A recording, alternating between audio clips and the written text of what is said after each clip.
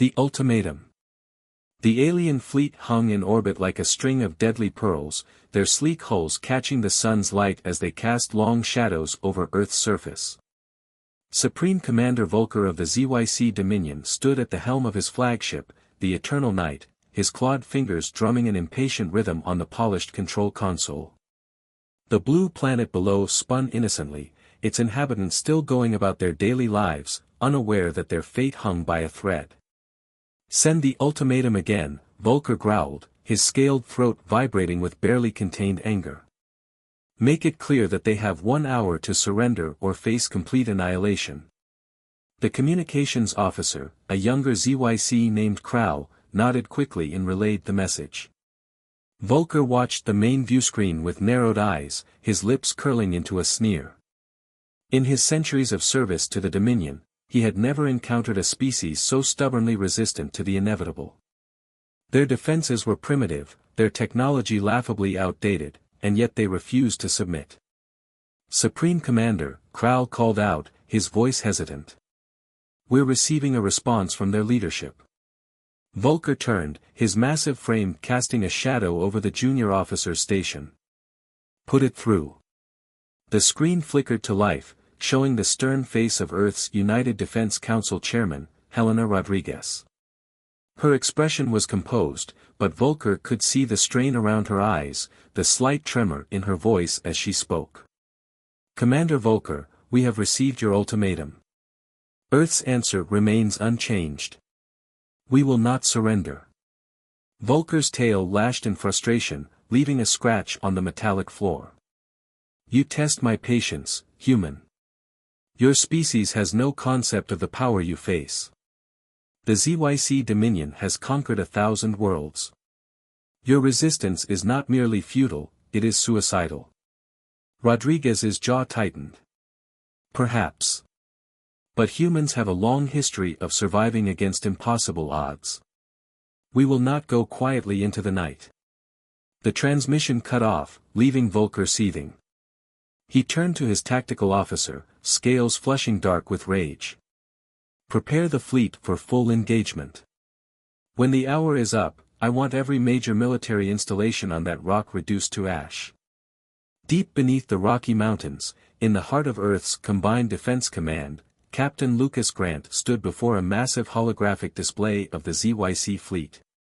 Around him, dozens of officers and analysts worked frantically at their stations, processing data and running simulations. But Grant's attention was fixed on a different screen, one showing the status of humanity's last, desperate hope.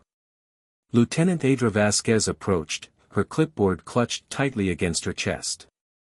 "Sir, the SS Imperium systems are coming online. But the power requirements for the main weapon." She hesitated. "The simulations show a 40% chance of catastrophic overload." Grant nodded slowly, his expression grim. "Noted, Lieutenant. But we're out of options and out of time." He turned to face her fully. "What's the status of Operation Legacy?" "The civilian evacuation to the deep bunkers is at 67%. We've prioritized children and essential personnel, but we'll never get everyone below ground in time." Grant closed his eyes for a moment, feeling the weight of command settle more heavily on his shoulders. When he opened them again, his resolve was steel. "Then we make sure their sacrifice means something. Begin power-up sequence for the Imperium." The SS Imperium was Earth's greatest secret, and its greatest shame. Built during the early days of human space exploration, it represented humanity's paranoid preparation for a threat they hadn't yet encountered. Its main weapon, the stellar pulse cannon, was powerful enough to potentially crack a planet in half. The project had been abandoned, deemed too dangerous, too unethical to ever use. Until now. As Grant made his way through the command center, he could feel the eyes of his staff following him. They all knew what awakening the Imperium meant. If it worked, they might save Earth. If it failed, they might destroy it themselves. In orbit, the massive Dreadnought slowly stirred from its decades-long slumber. Maintenance drones swarmed around its hull, removing the camouflage panels that had disguised it as a defunct satellite. As its systems came online one by one, lights flickered to life along its kilometer-long frame. On the eternal night, alarms began blaring. Volker spun toward his tactical officer. "What is that?" "Unknown vessel detected, Supreme Commander." It appears to be powering up." Volker leaned forward, studying the readings. The energy signature was like nothing he'd ever seen before. "Impossible," he muttered. Their technological level couldn't hide something like this. But the evidence was right there on his screens. The human vessel was awakening, and the power readings were climbing to levels that made his blood run cold. In the CDC bunker, Grant received the call he'd been dreading. "Sir," Vasquez's voice was tight with tension.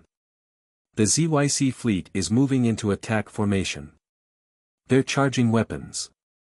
Grant straightened his uniform and squared his shoulders. "Patch me through to the Imperium's bridge." The holographic display shifted, showing the vintage bridge of the ancient warship. Captain Sarah Chen, handpicked to command the Imperium, stood ready. "We're as prepared as we'll ever be, sir. All systems are operational, but unstable. We'll get one shot at this." "Make it count, Captain," Grant replied. "The fate of our species rests on your crew." Chen nodded grimly. "Understood, sir." Imperium Actual, out. The first shots from the ZYC fleet lit up Earth's orbit like artificial stars. The Imperium's shields, decades ahead of their time even now, flared brilliant blue as they absorbed the assault. But they wouldn't hold forever. Grant watched the tactical display, counting down the seconds until the stellar pulse cannon would be ready to fire. Each moment felt like an eternity, filled with the possibility of failure, of extinction. On the eternal night, Volker ordered his fleet to press the attack. "Destroy that ship. Whatever it is, I want it reduced to atoms." But it was too late. On the Imperium's bridge, Captain Chen gave the order they'd all been waiting for. "Stellar pulse cannon, fire."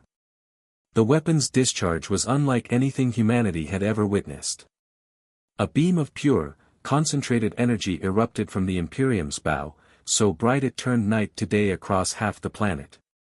It cut through the ZYC fleet like a hot knife through butter, vaporizing ships instantly.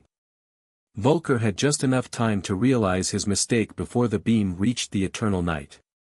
His last thought was of the impossible, how a species so primitive could have hidden such power. The blast continued past the fleet, dissipating harmlessly in deep space. When the light faded, nearly 80% of the ZYC fleet had been reduced to scattered atoms. In the CDC bunker, the command staff stood in stunned silence. The tactical display showed the extent of the destruction, dozens of ZYC ships simply gone, others crippled and drifting. "Sir," Vasquez whispered, "we did it."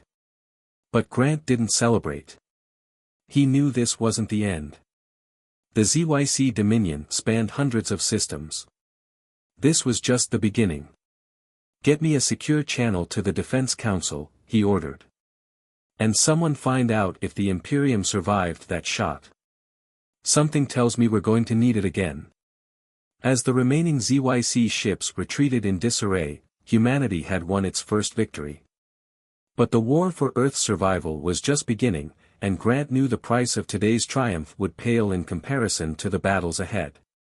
The question wasn't if the ZYC would return, but when, and whether humanity could survive what came next. Echoes of victory. News of Supreme Commander Volker's defeat spread through the ZYC Dominion like a shockwave. In the Grand Council chambers on Zycaria Prime, the ruling triumvirate gathered in emergency session. The chamber's ancient walls, carved from living crystal, reflected the agitation of its occupants. High Marshal Kvax, the most senior of the triumvirate, paced before the holographic display showing the destruction of their fleet. "Impossible," he snarled, his ceremonial armor clicking with each step. "No primitive species could possess such technology. There must be another explanation. The data is conclusive, Science Director Malira countered, her scaled fingers dancing across her data pad. The humans somehow constructed a weapon of unprecedented power. The energy readings from the blast exceeded anything in our database. The third member of the triumvirate, Strategic Commander Dorn, remained seated, his ancient eyes focused on the replay of the battle. More concerning is what this means for our expansion. If word of this defeat spreads to our tributary worlds. He didn't need to finish the thought. The Zych Dominion maintained control through fear and the belief in their technological superiority. A decisive defeat by a supposedly primitive species could spark rebellion across their territory. We must respond, Kvax declared. Not just with force, but with overwhelming force. I want every available fleet mobilized. We will make an example of Earth that will echo across the galaxy for millennia to come. On Earth, the celebration of victory was tempered by grim reality. The SS Imperium hung in high orbit, its hull showing signs of severe stress from firing the stellar pulse cannon. Engineering teams worked around the clock to assess the damage and determine if the weapon could be fired again. Captain Grant stood in the CDC's main conference room, facing the gathered military and civilian leadership. The holographic displays showed both the damaged Imperium and the steady stream of Zych communications they were intercepting. The good news, Grant began, is that we've proven we can hurt them. The bad news is that we've just kicked a hornet's nest. Our intelligence suggests the Dominion is mobilizing on a scale we've never seen before. Helena Rodriguez, still showing the strain of recent events, leaned forward. What are our options, Captain? The Imperium's main weapon is operational, but damaged.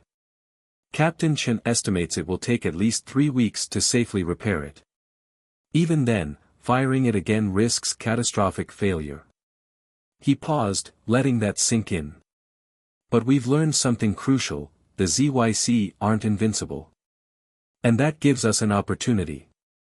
Lieutenant Vasquez stepped forward, bringing up a new display. We've been analyzing the debris from the destroyed Zych ships. Their technology is advanced, but not incomprehensible. With the right resources and focus, we might be able to adapt some of their systems to enhance our own defenses. The room erupted in discussion, but Grant raised his hand for silence. There's more. The Imperium wasn't our only secret project from the early days of space exploration. There were others, projects deemed too dangerous or unstable to pursue. I believe it's time we revisited them. Rodriguez's eyes widened. You're talking about the Phoenix Protocol. Grant nodded grimly. Yes. If we're going to survive what's coming, we need every advantage we can get. The Phoenix Protocol had been Earth's most ambitious and controversial military research program. Unlike the Imperium, which was a single powerful weapon, Phoenix was a comprehensive plan to transform humanity's military capabilities through highly experimental technologies. It had been shut down after several catastrophic accidents, but its research still existed, buried in secure facilities around the world. The risks are extreme, Rodriguez warned. The protocol killed more of our own scientists than any enemy. True, Grant acknowledged. But we're out of alternatives. The Zych will return with enough firepower to overwhelm even the Imperium. We need to be ready. The next few weeks saw Earth transform into a global war machine. Every available resource was directed toward military preparation. The Phoenix Protocol was reactivated, its dangerous research carefully extracted from storage and distributed to secure facilities worldwide. In orbit, the Imperium underwent repairs while engineers studied its systems, hoping to replicate its advanced technology. Captain Chen supervised the work personally, knowing that their next shot might be their last. But it wasn't just military preparation that occupied Earth's leadership. Grant had another concern, one he shared with only his most trusted advisors. The Zych aren't just coming back to defeat us, he explained to Vasquez as they reviewed intelligence reports. They're coming to make an example of us. We need to prepare for the possibility that we can't save everyone. Vasquez understood the implications. The deep bunkers need to be expanded, Grant finished.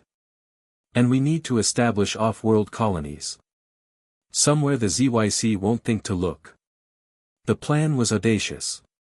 Using captured ZYC technology and data, Earth would secretly establish hidden colonies on seemingly uninhabitable worlds. If Earth fell, humanity would survive. But time was running out. ZYC probe ships began appearing at the edges of the solar system, testing Earth's defenses and gathering intelligence. Each incursion was met with conventional weapons, carefully hiding the Imperium's existence.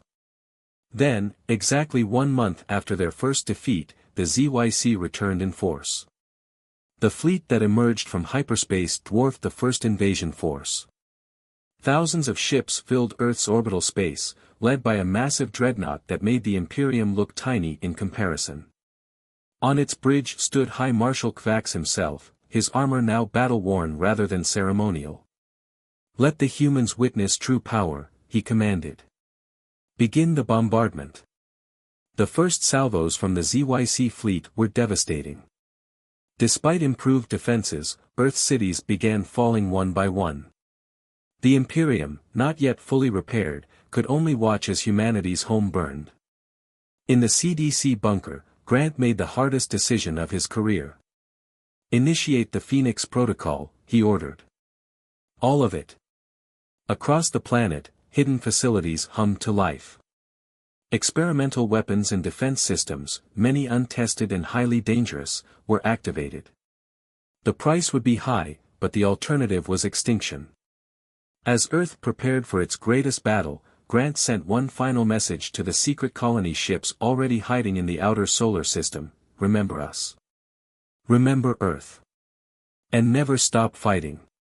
The war for humanity's survival was entering its second phase, and this time, there would be no holding back. The Phoenix rises. The Phoenix Protocol wasn't just one weapon or technology, it was humanity's darkest and most ambitious military research program, comprising dozens of projects that pushed the boundaries of science and ethics. As the ZYC fleet began their bombardment of Earth, these long-dormant projects awakened one by one, each carrying its own promise and peril. Deep beneath the Antarctic ice, Project Prometheus stirred to life. The massive particle accelerator complex, built in secret during the Cold War, began generating exotic matter at a scale never before attempted. Dr. Elena Santos, the project's lead scientist, watched the readings with a mixture of hope and terror. "Power levels are stable," she reported over the secure channel to CDC command. "But we don't know how long the containment fields will hold." Captain Grant's voice crackled through the speaker. "How long until you can deploy the first void shield?" Santos glanced at her team, saw the fear in their eyes. 20 minutes for a city-sized barrier. "But sir, you need to understand, this technology was never meant to be used at this scale. The theoretical models suggest." "We're past theoretical models, Doctor," Grant interrupted. "The ZYC are burning our cities to ash. Deploy the shield over Sydney first, it's next in their firing pattern." In near-Earth orbit, the SS Imperium engaged in a desperate dance with the ZYC fleet, using its advanced maneuverability to stay just out of range while drawing fire away from Earth's population centers. Captain Chen had transformed the ancient vessel into a phantom, appearing and disappearing between debris fields, forcing the ZYC to divide their attention. High Marshal Kvax watched from his command ship, the Dominion's Fist, as his forces failed to pin down the human vessel. "Impossible," he snarled. "No ship that size should move like that." "Sir," his tactical officer reported, "we're detecting massive energy readings from the planet's surface. Multiple locations." Before Kvax could respond, the sky above Sydney shimmed and then, disappeared. A perfect hemisphere of absolute darkness covered the city, swallowing ZYC energy weapons as if they never existed. "What trickery is this?" Kvax demanded, but his officers had no answers. The Void Shield was only the beginning. In the Mojave Desert, Project Helios activated its array of quantum entanglement satellites, creating a network that could predict ZYC ship movements seconds before they happened. In the Mariana Trench, Project Leviathan released its swarm of self-replicating nanomachines into the ocean, beginning the process of transforming Earth's waters into a weapon. Lieutenant Vasquez coordinated the activation sequence from the CDC bunker, her hands flying over holographic controls. Sir, Phoenix projects are reporting ready status across all continents. But the power drain. Grant nodded grimly. I know. We'll lose parts of the power grid. That's why we have to move fast. He turned to the main tactical display. What's the status of Project Lazarus? Vasquez's expression darkened. The resurrection pods are online. But sir, the ethical implications are less concerning than extinction, Grant finished. Begin neural uploads for all essential personnel. Project Lazarus represented humanity's insurance policy, a way to preserve their best minds even if their bodies were destroyed. The technology could store and transfer human consciousness, allowing soldiers to fight on even after death. It was arguably the most controversial aspect of the Phoenix Protocol, but now it might be their only hope for survival. In orbit, the battle intensified. The ZYC fleet, frustrated by their inability to break through the void shields, began targeting Earth's moon bases. But humanity had prepared for this too. Luna Base Alpha, supposedly a civilian research station, revealed itself to be the control center for Project Artemis, a network of mass drivers hidden in lunar craters. As the ZYC ships approached, these ancient weapons powered up, hurling chunks of moon rock at relativistic speeds toward the alien fleet. The damage was catastrophic. Even ZYC shields couldn't fully protect against projectiles moving at significant fractions of light speed. Ships began exploding as lunar rocks punched clean through their hulls. Kvax watched in growing rage as his supposedly invincible fleet was challenged by weapons that shouldn't exist. Enough, he roared. Bring the planet killer online. The Dominion's fist began to transform, its hull plates shifting to reveal a weapon that could crack planets. But humanity had one more surprise waiting. In the CDC bunker, Grant received the signal he'd been waiting for. Project Oracle is ready, sir, Vasquez reported. The quantum AI is fully operational. Oracle was perhaps the most ambitious of all Phoenix projects, an artificial intelligence designed to process and analyze combat data at speeds no organic mind could match. Combined with the Helios prediction network, it could theoretically outthink and outmaneuver any opponent. Give Oracle control of all automated defense systems, Grant ordered. And get me a channel to the Imperium. Captain Chen's face appeared on the main screen, her bridge sparking from recent damage.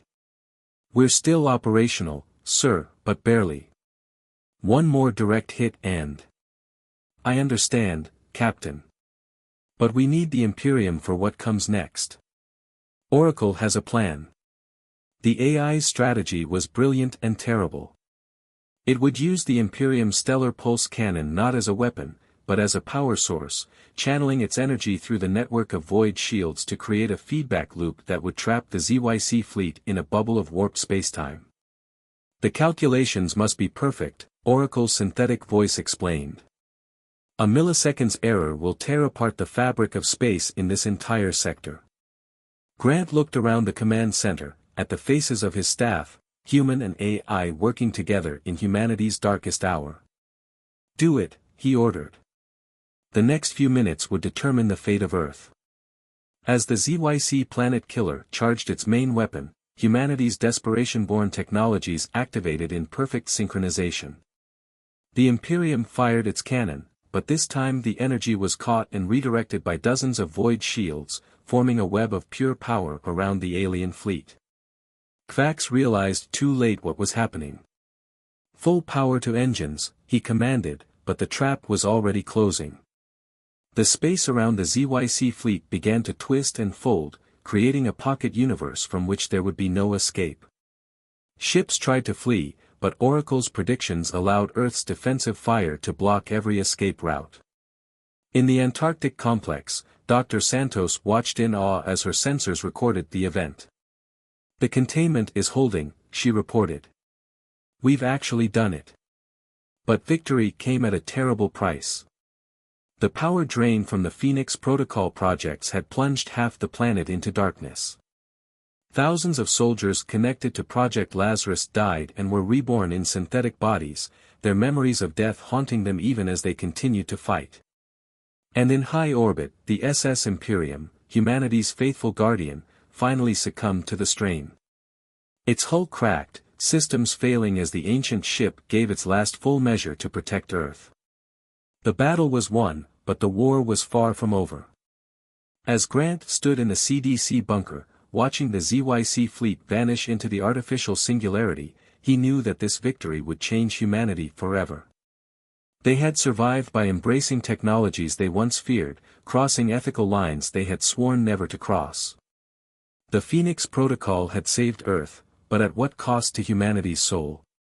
That was a question they would have to grapple with in the days to come, assuming they survived what happened next. Because even as celebrations began in cities around the world, new signals were detected at the edge of the solar system. The Zych Dominion had not just sent its fleet, it had sent a message to something else, something ancient and terrible that had been sleeping in the dark between the stars. The real war was just beginning. Ancient awakening. The message that the ZYC fleet had broadcast into deep space was not a call for reinforcements, it was a key, a signal that unlocked something that should have remained forever dormant. As Project Oracle decoded the transmission's contents, its quantum processors actually paused, something that should have been impossible for an AI of its complexity. "Captain Grant," Oracle's synthetic voice carried an unfamiliar tone, was it fear? "I have decoded the ZYC transmission. They activated a failsafe protocol dating back millions of years. They've awakened the precursors." In the CDC bunker's command center, the temperature seemed to drop several degrees. Grant had heard rumors about the precursors, every spacefaring race had legends about the ancient civilization that had supposedly seeded the galaxy with life before vanishing mysteriously. "What exactly are we dealing with?" Grant demanded, watching as new signals appeared at the edge of the solar system. Dr. Elena Santos, still coordinating from the Antarctic facility, joined the briefing via hologram. According to the decoded message, the precursors weren't just an advanced civilization, they were the galaxy's immune system. They created the ZYC, among others, as servant races to maintain order. When they went dormant, they left behind automated systems to watch for signs of deviation. Deviation? Lieutenant Vasquez asked, though her expression suggested she already knew the answer. Species developing technologies they weren't meant to have, Santos explained. The Phoenix Protocol, the Imperium, we've advanced far beyond what the precursors designated for Earth's development stage. The ZYC didn't just come here to conquer us, they came to test us. And by defeating them, we've triggered a purification protocol. The main display lit up with new contacts emerging from faster-than-light travel. They weren't ships in any conventional sense, they were geometric shapes of impossible perfection, cubes and spheres that seemed to exist in more dimensions than human eyes could process. Multiple contacts, Vasquez reported, her voice steady despite the situation. Largest is approximately 100 kilometers in diameter. Energy readings are, sir, they're off the scale. The void shields won't stop these. Grant straightened his uniform, a habit from simpler times. Oracle, analysis. What are our options? The AI's response was immediate. Conventional defense is impossible. However, the Phoenix Protocol projects have given us capabilities that even the precursors may not expect. I recommend immediate implementation of Project Prometheus Phase 2. Dr. Santos's hologram flickered. Phase 2 was never tested. The mathematical models suggest it could tear apart the fabric of local spacetime. Better local spacetime than the entire human race, Grant countered. Doctor, Begin Phase 2 preparation. Lieutenant Vasquez, initiate Project Lazarus mass upload. I want every human consciousness backed up in case this goes wrong. And get me Captain Chen. But Chen's face didn't appear on the screen. Instead, her consciousness, preserved by Project Lazarus moments before the Imperium's destruction, manifested as a hologram. Sir, even without my ship, I'm ready to serve. Grant nodded, still adjusting to the new reality where death wasn't necessarily the end. Captain, I need you to coordinate with Oracle. If we survive this, we'll need a new kind of military, one that combines human intuition with artificial precision. The precursor constructs entered the inner solar system, their passage distorting the very space around them. Wherever they moved, physics itself seemed to warp and bend. The first construct approached Mars, and in an instant, the red planet simply ceased to exist, converted into its constituent atoms. They're not just here to kill us, Oracle observed. They're here to erase any trace that we ever existed. In the Antarctic complex, Dr. Santos and her team worked frantically to implement Prometheus Phase 2. The original void shields had created zones where certain physical laws could be selectively ignored. Phase 2 would take that concept to its logical extreme, rewriting the fundamental constants of the universe within a defined space. If this works, Santos explained to her team, we'll create a bubble of space where our laws of physics take precedence over theirs. Inside that bubble, their technology shouldn't function. Of course, we have no idea what it will do to us. The precursor constructs continued their advance, methodically erasing every human outpost and installation in their path. The moon base fell silent. The Mars colonies vanished. Earth's orbital defenses, even enhanced with captured ZYC technology, might as well have been firing spitballs at a battleship. But humanity wasn't fighting alone anymore. Project Leviathan's nanomachines had spread throughout Earth's oceans, transforming the planet's water into a vast computational network. Project Helios's quantum prediction matrix worked in concert with Oracle to calculate possible futures. And in the digital realm, thousands of human minds preserved by Project Lazarus worked alongside artificial intelligences to find a solution. Phase 2 is ready, Santos reported. But sir, we can only generate a field large enough to cover Earth itself. Everything outside will be lost. Grant looked at the tactical display, watching the precursor constructs methodically destroy everything humanity had built beyond their homeworld. How long until they reach Earth? 17 minutes at current velocity, Vasquez answered. Sir, Oracle interrupted, I've been analyzing the precursor constructs. They appear to operate on principles similar to our void shields, but at a vastly more advanced level. They don't just ignore physics, they actively rewrite it. But that gives me an idea. The AI explained its plan. Instead of trying to fight the precursors directly, they would use Phase 2 to create a resonance cascade. The bubble of altered physics would interact with the precursor's own reality warping field, creating a feedback loop that might disrupt their control over local spacetime. The chances of success are approximately 12.7%, Oracle concluded. But it's the only scenario where humanity survives. Grant looked around the command center, at the faces of his staff, both physical and holographic, and at the displays showing the approaching doom. Dr. Santos, begin the Phase 2 sequence. Oracle, coordinate with all Phoenix Protocol projects for maximum effect. Captain Chen, prepare our digital forces for whatever comes next. Dr. Santos's voice came through the speakers, counting down as the massive particle accelerators beneath Antarctica reached critical power. The air itself seemed to thicken as reality prepared to be rewritten. Phase 2 activation in 3, 2, 1. The world changed. The bubble of altered physics expanded from Antarctica at the speed of light, enveloping the Earth in a fraction of a second. Inside the bubble, the sky turned colors that had no names, and people felt their consciousness expand as new laws of physics rewrote the very nature of thought and matter. The precursor constructs hit the bubble's edge at full speed, and for a moment, two fundamentally different versions of reality tried to occupy the same space. The feedback loop began, just as Oracle had predicted, creating ripples in spacetime that spread outward like waves in a pond. But something unexpected happened. As the two fields interacted, both human and precursor technology began to merge and transform. The digital realm where the Lazarus consciousness existed started to overlap with physical space. Oracle's quantum predictions became reality in real time, and the nanomachines of Project Leviathan began reorganizing matter according to the new laws of physics.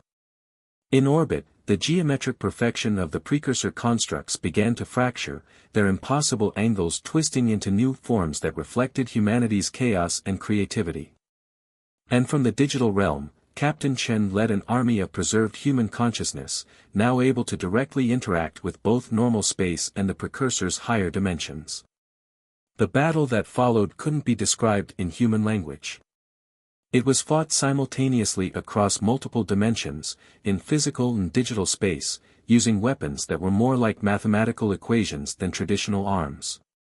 Human consciousness, artificial intelligence, and ancient technology merged and clashed in ways that defied comprehension. When it was over, Earth still existed, but it was forever changed. The bubble of altered physics had stabilized, creating a pocket universe where humanity could survive and evolve. The precursor constructs were gone, either destroyed or transformed into something new that retreated back into deep space. But the victory came with revelations that would shake humanity to its core. In the aftermath of Phase 2, Oracle made a discovery that would change everything they thought they knew about their place in the universe. Captain Grant, the AI announced, its voice carrying a weight of cosmic significance, "I've analyzed the data from our interaction with the precursor technology. There's something you need to know about the origin of the Phoenix Protocol. The truth would prove more incredible than anyone could have imagined, and it would force humanity to question not just their future, but their entire past. Create a new story. I am creating a new video for my YouTube channel. Give me the SEO optimized description of the story and I am giving you the helping description for the story. Please generate the story based on the below mentioned story in inverted commas." The alien fleet hung in orbit, a line of sleek gleaming ships casting shadows over Earth. Supreme Commander Volker of the Zych Dominion stood at the helm of the largest warship, his claws tapping against the control console. The blue planet below spun innocently, unaware that its fate had already been sealed. Vol's lips curled into a sneer as the communications officer brought up the latest transmission from Earth's leadership. Silence, they're stalling, he growled, his eyes narrowing. Send the ultimatum again, make it clear they have 1 hour to surrender or be annihilated. His voice was a low rumble vibrating through the bridge, and the officer nodded, quickly relaying the command. The humans had no chance, their defenses were laughable, their technology primitive. This would be over in minutes still. Volker felt a twinge of annoyance at their refusal to beg. No planet had ever resisted this long, he could only imagine. They were clinging to some delusion of hope, some final gamble that would come to nothing on Earth. In the command center, buried deep beneath the rocky mountains, Captain Lucas Grant stood in front of the massive holographic display. His eyes locked on the image of the Zyc fleet, his jaw clenched tight around him. The room buzzed with activity, officers working frantically at their stations, analysts feeding him data, but Grant's mind was elsewhere. It was on the decision that lay before him. They've sent the ultimatum again, a voice cut through the noise. His second in command, Lieutenant Adra Vasquez, approached, her expression grim. 1 hour. Grant nodded, his face unreadable. And the Imperium, they're ready, sir, but the risks. I know the risks, Lieutenant. Grant interrupted, his voice sharper than intended. He took a deep breath, steadying himself. It's all we've got. The SS Imperium had Been a relic long forgotten in Earth's naval archives, a massive dreadnought that hadn't seen combat in centuries. For all appearances it was a museum piece, a relic of an era when humanity believed it would need to defend itself from the unknown horrors of space, but Grant knew better. Deep within the ship's core lay a weapon powerful enough to wipe out an entire fleet in a single strike, a weapon Earth had never dared to use until now. They think we're weak, Grant said, his voice lowering as he turned to Vasquez. They don't know what's coming. Vasquez's eyes flickered without, and if it doesn't work, then we're all dead. The tension in the room was thick, each second ticking by as if it carried the weight of 1,000 decisions. Grant knew what he was about to do. He had no choice. Earth couldn't match the Zyc and firepower couldn't stand against them in a direction fight, but the Imperium was their ace, the one thing that might turn the tide or destroy them all. Bring it online, Grant ordered. His voice was steady now, resolved. Vasquez hesitated for a fraction of a second, then nodded.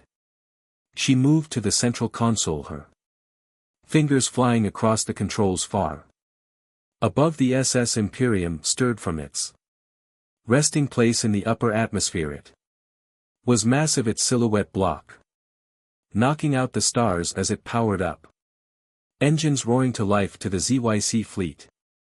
It must have looked like a relic being dragged into a fight it couldn't win, but Gran knew better. The Imperium wasn't just old, it was dangerous, a beast long asleep now. Awakened Vueler watched from his command ship as the Imperium appeared on his scanners. His laugh echoed through the bridge. Is that the best they can do? He sneered, turning to his officers. They send a rusted museum piece to challenge the might of the Dominion. The officers chuckled in agreement, but Vol's amusement quickly faded as the Imperium's power level spiked. He leaned forward, eyes narrowing at the data flashing across his screen.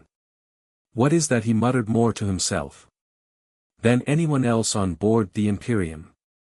Captain Grant stood at the bridge, watching the Zyc fleet through the reinforced viewport. The ship thrummed with energy beneath his feet, its systems coming online one by one, power coursing through its ancient veins, charging the primary weapon. Vasquez reported, her voice tight, full power in 60 seconds. Grant nodded, feeling the weight of the moment settle on his shoulders. This was it. This was everything. Prepare for firing sequence, he commanded. Outside, the Zyc ships began to shift, adjusting their positions, preparing for the inevitable assault. Volker could feel it too, the sudden shift in the balance of power. He barked orders to his fleet, ordering them to open fire. Beams of energy shot across the void, slamming into the Imperium's shields. The ship groaned under the impact, but held 10 seconds. Vasquez called out. Grant watched the fleet, his heart pounding in his chest. The weapon was ready. Fire, he whispered. The Imperium's core lit up, a beam of blinding energy erupting from its bow, cutting through the darkness of space. Like a knife it ripped through the Zyc fleet, vaporizing ships in its path. There once mighty war machines reduced to nothing in an instant. The power of the shot rippled through space, shaking the stars themselves. Vol's eyes widened in disbelief as his fleet was decimated before his very eyes. The confidence that had once been so ironclad now shattered like glass. No, he wrote, slamming his fist into the console, but it was too late. His empire's greatest fleet had been reduced to ashes. On the Imperium, Thu leaked out a collective breath. Vasquez turned to Grant, her face pale but triumphant. It worked, she said, almost in disbelief. Grant didn't smile. He couldn't. The cost of victory was always too high. Get me a Status report, he said quietly, turning away from the port. The battle was over. But the war had just begun as the Imperium drifted silently above the wreckage. Captain Gr knew one thing for certain: Earth would not go down without a fight. Not today. The debris field stretched as far as the eye could see. The remnants of the once great Simp fleet, now little more than silent wreckage, drifting through space from the bridge of the SS Imperium. Captain Lucas Grant stood unmoving, his gaze fixed on the devastation they had wrought. And the title of the story is, When Surrender Wasn't an Option, Earth Unleashed the Dreadnought. Give me the story of at least 20,000 words and of 5 parts, each part will contain 4,000 words and generate file of each part. Please do not repeat the storylines in any part. Each part will contain the connection from the previous part, and I want the complete story and meaningful story.